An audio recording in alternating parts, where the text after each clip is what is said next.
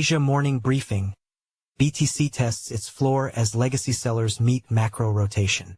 Market makers say liquidity is moving back into equities while crypto digests heavy profit-taking from long-term holders.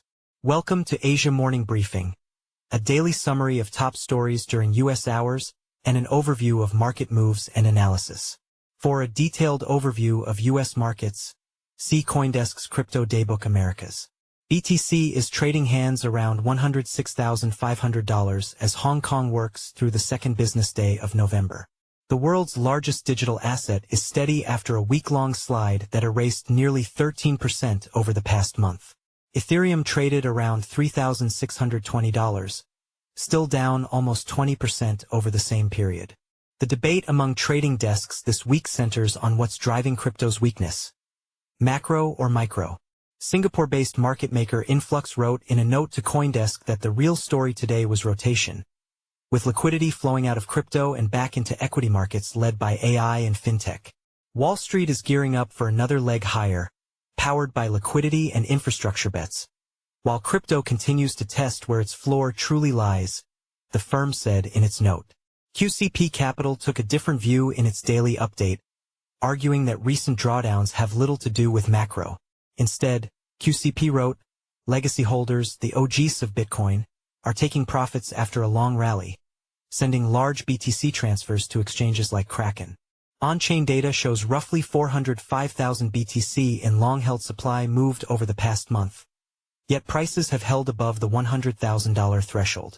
The market has absorbed legacy supply without breaching key support, QCP said, noting that leverage remains low and funding rates flat. Despite diverging explanations, both sides agree that crypto's consolidation phase isn't over. The market is caught between profit-taking from early holders and the broader rotation of risk capital into traditional assets.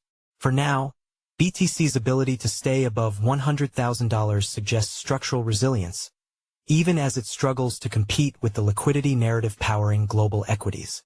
BTC.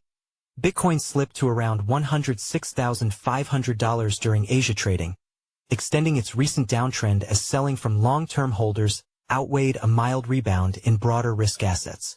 ETH.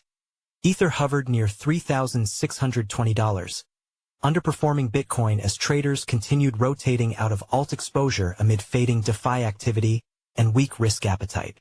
Gold.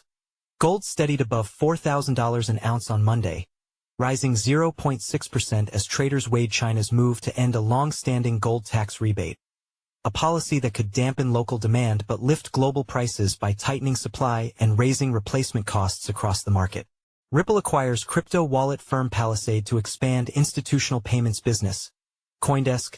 Nasdaq reprimands Toan Treasury for $558 million stock sale. Crypto buy. Decrypt. Ferrari to release crypto token to let wealthy fans take part in 499p auction. Fortune.